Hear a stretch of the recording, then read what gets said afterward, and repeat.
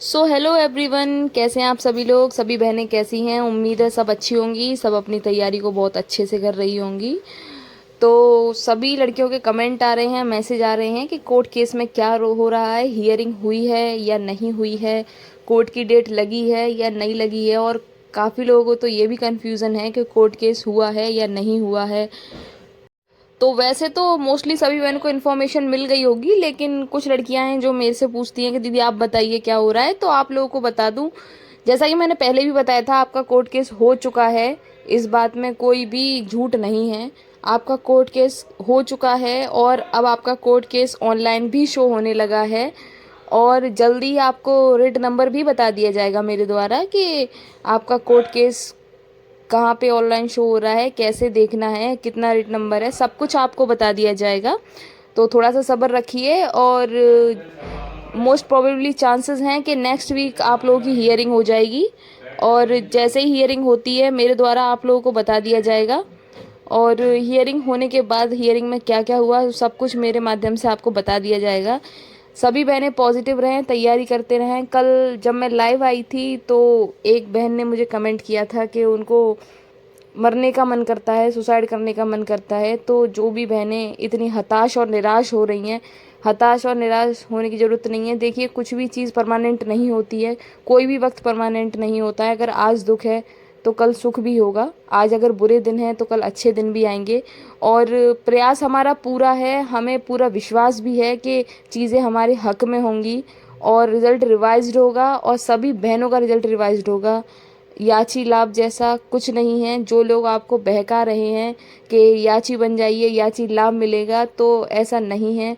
इस तरीके से तो बहुत सारी बहनें हैं, इतनी सारी बहनें जो अच्छे अच्छे नंबर लाके और जिनका सिलेक्शन नहीं हुआ है, सबको याची बना दिया जाएगा और फिर याचियों को ही लाभ मिल जाएगा। ऐसा नहीं है। अगर रिज़ल्ट रिवाइज्ड होगा तो सभी बहनों का रिज़ल्ट रिवाइज्ड होगा। तो इस भ्रम को अपने दिमाग से निकाल दीजिए। आज भी मुझे टेलीग्राम पे इतने सारे मैसेज आए हैं कि दीदी हमको याची बनना है, याची बनना है। आप लोगों को मैं एक बात बता दूं कि मैं खुद भी याची नहीं बनी हूँ। अब आप सोचिए, जो आपको सारी चीज़ें बता रही है वो लड़की खुद भी याची नहीं बनी है।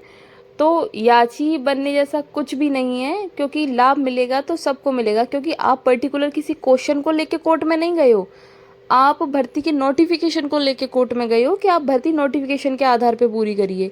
और अगर वैकेंसी नोटिफिकेशन के आधार पे पूरी होती है तो उसमें सभी लोगों का फ़ायदा होगा। उसमें अगर बीएससी और 2 साल वालों को अगर बाहर किया जाता है तो रिज़ल्ट दोबारा बनेगा और सभी बहनों का रिज़ल्ट दोबारा बनेगा। तो और हाँ, एक चीज़ और कि जो लड़कियां डीवी से बाहर हो गई हैं वो लोग पूछ रही हैं कि क्या उनके फेवर में कुछ हो सकता है। तो देखिए, अगर रिजल्ट रिवाइज्ड होता है तो वो उन्हीं लोगों का रिजल्ट रिवाइज्ड होगा जो डीवी सेलेक्टेड हैं और फाइनल लिस्ट से बाहर हुए हैं। सिर्फ उन लोगों का रिजल्ट रिवाइज्ड होगा। बाकी डीवी से जो लोग बाहर हो चुके हैं उनका इस रिजल्ट में कोई कुछ नहीं होने वाला। तो मेरा उन लोगों को एक सजेशन है, जो लोग डीवी से बाहर हुए हैं उनको 126 सीट के लिए प्रयास करना चाहिए। वो सीट हमारी सीट थी। हम बहकावे में आके, और हमको उस टाइम बस यही लग रहा था कि कैसे भी बस स्टे हट जाए जल्दी से जल्दी। और हमने सोचा ही नहीं कि 126 सीट जाने से हमारा कितना नुकसान हो सकता है। एक साल इंतजार किया और एक साल इंतजार करने के बाद भी अपनी 126 सीट हम लोग गवा बैठे। तो मुझे मेरा सजेशन है कि जो लड़कियां डीवी से बाहर हुई हैं उनको 126 सीट के लिए प्रयास करना चाहिए। और अगर वो 126 सीट हम लोगों को मिल जाती हैं तो जो भी लड़कियां बॉर्डर पे थी और जो बॉर्डर लाइन से बाहर हुई हैं वो सारी लड़कियां, उन सभी बहनों को दोबारा से मौका मिलेगा। तो आप लोगों को 126 सीट के लिए प्रयास करना चाहिए। वो आपकी सीट है, आपका हक है, आपको मिलना चाहिए। और एक बात और कि कोर्ट केस को लेके लड़कियां बोलती हैं कि आप क्लियर नहीं बताते हो। तो देखिए बहनों, मैंने आपको पहले भी बताया है और अब भी बता रही हूँ कि जिस दिन आप लोगों की हियरिंग हो जाएगी उसके बाद आपको सारी चीज़ें क्लियर कर दी जाएंगी। और डेट लग जाने दीजिए, नेक्स्ट वीक आप लोगों का डेट लग जाएगा। डेट लग जाने दीजिए, उसके बाद आपको सब कुछ क्लियर हो जाएगा। और हाँ, जो लोग कह रहे थे और मैंने भी आप लोगों से कहा था कि चांसेस है आपके 22 तक आपकी हियरिंग हो जाएगी, 22 तक डेट लग जाएगी।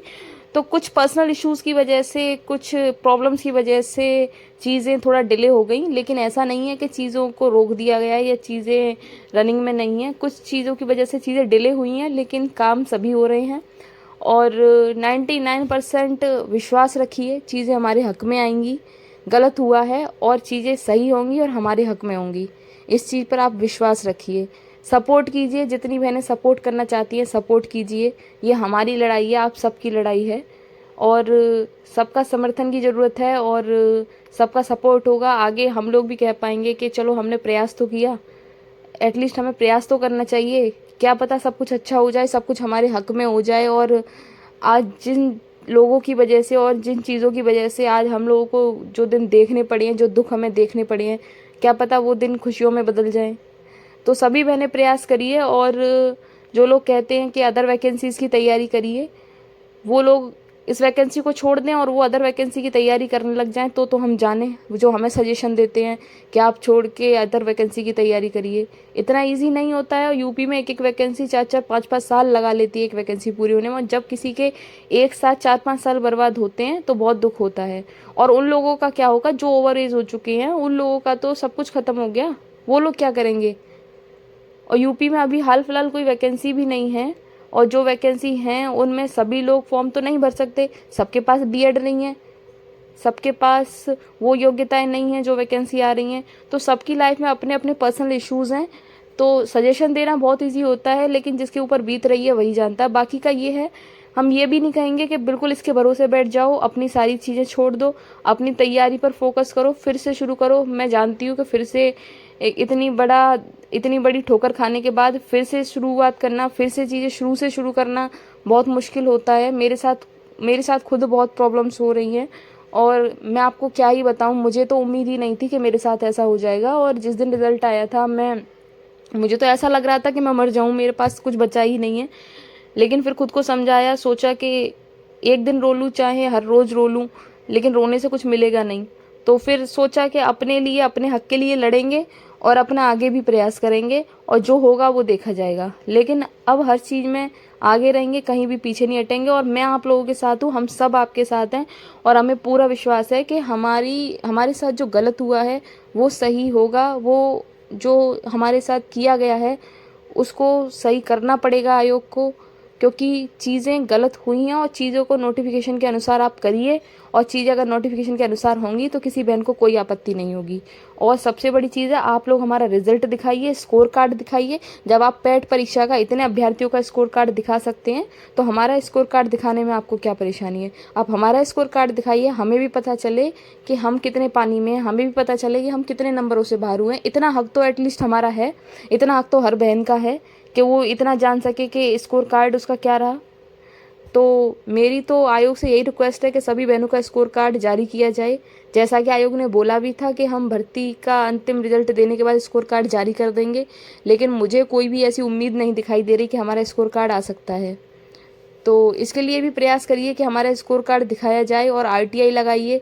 स्कोर कार्ड नहीं आ रहा है तो आरटीआई से अपने नंबर जानने का प्रयास करिए। आपको पता चलना चाहिए कि आपके कितने नंबर थे और आप कितने नंबरों से बाहर हुए हैं। ये आपकी लड़ाई है, आपका हक है, आपको पूरा अधिकार है जानने का कि आपके कितने नंबर थे। आयोग नहीं दिखाएगा, आप आरटीआई लगाइए और आरटीआई से अपने नंबर जानिए। बाकी का सभी आपके लिए प्रयासरत हैं, सभी कोशिश कर रहे हैं, सारे एडमिन लगे हुए हैं और जल्दी आपको एक अच्छी खबर सुनाई जाएगी। और प्रयास यही है कि चीज़ें जो हों हमारे हक में हों और सही चीज़ें हों।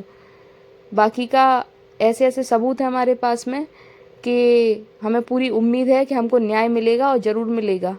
और जिन बहनों के साथ गलत हुआ है उन सब के साथ सही होगा और ईमानदारी के साथ और सही तरीके से ये भर्ती प्रक्रिया पूरी की जाएगी। बस यही उम्मीद है हमें और इसी उम्मीद के आसरे हम आगे लड़ रहे हैं और लड़ते रहेंगे।